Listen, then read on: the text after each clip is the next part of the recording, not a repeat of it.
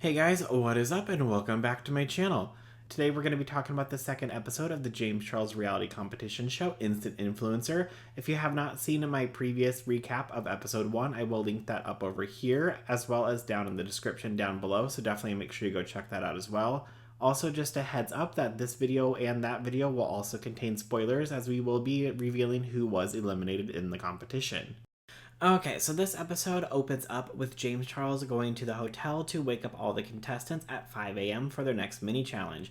For this mini challenge, they end up having 30 minutes to get themselves into full glam for a red carpet event. Now, while I do enjoy that the show actually gets right into business right away with the competition right when it starts out, I would also like to be able to get to know some of these contestants a little bit more than just instantly jumping into another competition. Now, I know that there's obviously time constraints for everything, and this episode I believe is like 30 some minutes long, but if we could have pushed it to like 45 minutes long or whatever, so we could have had some kind of more interaction in the beginning with these contestants, then I don't know, I feel like that maybe could help us get to know these contestants more and like them a little bit more, but I guess that's just my opinion. I'm just seeing as this show keeps progressing more and more that even though, yes, I know it's just been 2 episodes, but I don't really feel like I've gotten to really know any of the contestants. There's not a lot of time for the contestants to talk back and forth or to share any of their stories with the camera. So I'm hoping that in later episodes, I know there's only like 3 more episodes left, but I hope that they do let these contestants interact more, or at least hopefully in future seasons. I don't know. I feel like in the beginning, if they would bring the contestants to the studio and then have them talk a little bit more in between each competition before you get notified of what the little mini competition is, then I feel like people would be able to connect with the actual contestants a little bit more, but that's just my opinion. Okay, but as the contestants enter the studio, they're running around going to the Ulta Beauty closet to get everything that they need to be able to do their 30-minute glam look. And then once time runs out, everybody is able to go and change, and James comes back out and goes through everybody's looks to determine the winner. Now, I'm not going to judge too much on the makeup because, again, this is the 30-minute challenge. Like, how much can you really expect in 30 minutes? But here are the looks that everybody came up with.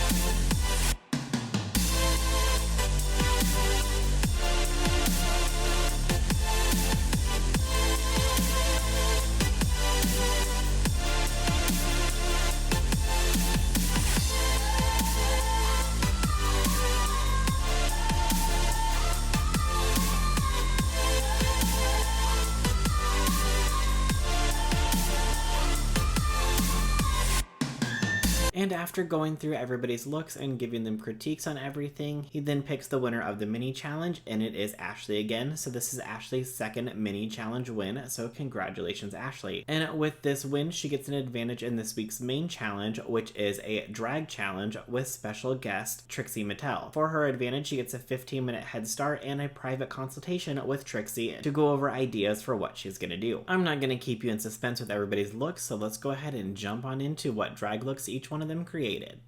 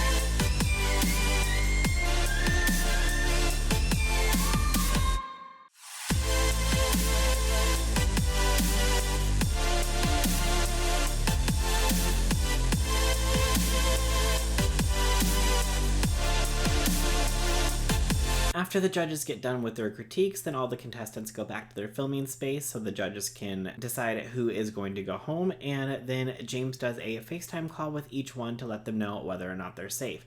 Now, for me, my top pick for the winner would be Ashley, followed by Kaylin, and then Benny, and then I would have Gabriel and Indigo in the bottom two. And then the first person that James does call is Ashley to let her know that she is the winner. Now, I don't know if he calls the other contestants in any specific order based on whether they were the next best or just in a random order, but next he calls it Benny to let Benny know that he's safe, followed by Kaylin, which then leaves Gabriel and Indigo in the bottom two. And then we see that Indigo is the one that is eliminated. Now, I know in James's latest video that he released on his channel, he said that the reason that they do the elimination like this is so that he can sit down and talk with them and give them words of encouragement and tell them personally, like, you've done such a good job and help console them. But I just feel bad for them when they're sitting there because you can literally see just how nervous and how sad they are when they can see each person get up in the camera and to go off screen so they know that they are safe. And with each person that walks away, then the more and more of a chance that you're going to get eliminated. Now, I know that it's the same way if they were all just standing in a line together, but at least when you're in a line next to a bunch of other people in front of all the judges and everybody else, you have that little bit of connection versus just sitting there and waiting to see what happens next. So I understand that, yes, this way James can go in and talk with them, give them words of encouragement, stuff like that. But also I kind of feel bad because they're just sitting there without any kind of interaction at all, waiting to find out if they're the one that gets eliminated or not. All right, well, let's go ahead and jump into everybody's social media numbers and see how much each one of them has grown since the competition show has started. Ashley's Twitter at the start of the competition was 6,448 followers, and she currently has 8,764 followers for a total difference of 2,316 followers. On YouTube, Ashley started out with 23,400 subscribers. She currently has 92,900 subscribers for a difference of 69,500 subscribers. On Instagram, Ashley started with 145,000 followers. At the end of episode 2, she has 210,000 followers for a difference of 65,000 followers. Overall, when Ashley started on Instant Influencer, she had approximately 175,000 followers, and right now she is sitting at 311.5 thousand, for a total increase of just under 137,000 followers. Next, we have Benny, and when Benny started out on the competition, he had 5 followers on Twitter. At the end of episode 2, he has 253 followers for a difference of 248 followers. On YouTube, Benny started with 175 subscribers. At the end of episode 2, he had 16,700 subscribers for a difference of 16,525 subscribers. On Instagram, Benny started with 7,326 followers. At the end of episode 2, he has 41,300 followers for a difference of 33,974 followers. At the beginning of Instant Influencer, Benny's total followers were 7,506.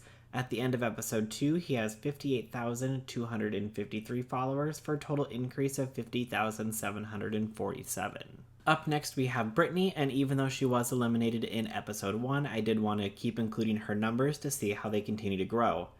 When Brittany started the competition, she had 28 Twitter followers. At the end of episode 2, she has 440 followers for a total difference of 412. On YouTube, Brittany started with 14,000 subscribers. At the end of episode 2, she has 94,100 subscribers for a total difference of 80,100. On Instagram, Brittany started with 2,397 followers. At the end of episode 2, she has 20,000 followers for a difference of 17,603.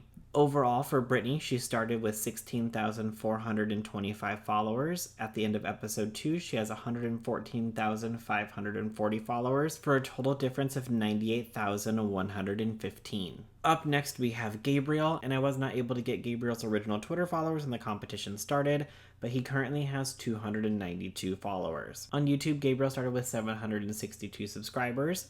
At the end of episode 2, he has 8,470 subscribers for a total difference of 7,708.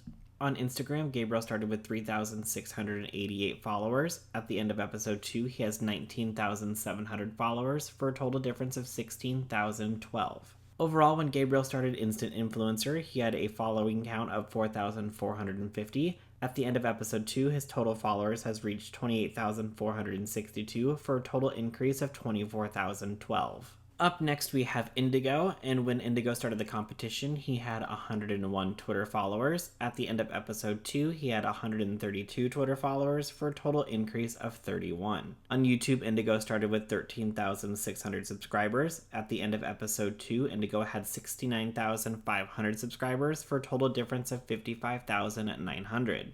On Instagram, Indigo started with 6,095 followers. At the end of episode 2, he has 55,300 followers for a total difference of 49,205. Overall, when Indigo started the Instant Influencer competition, he had 19,796 followers. By the end of episode 2, he has 124,932 followers for a total increase of 105,136. For a total increase of 6,477.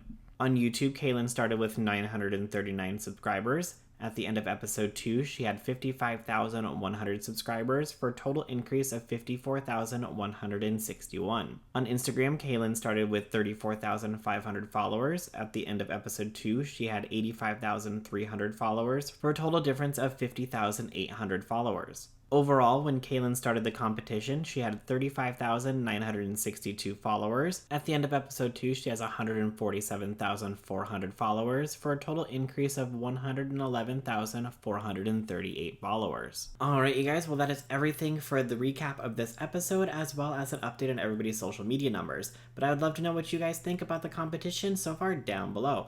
Do you have a favorite contestant already? If so, who? Who do you think's gonna win? Who do you think might be the next one eliminated? Let me know what you think about everything down below. If you like this video, please make sure you go ahead and hit the like button. Also, if you're new to my channel, I'd greatly appreciate it if you could hit the big red subscribe button and hit the bell icon and set your notifications to all so you'll be notified of every time that I upload a new video. Alright, that's everything for today, and I'll see you guys in the next one. Bye!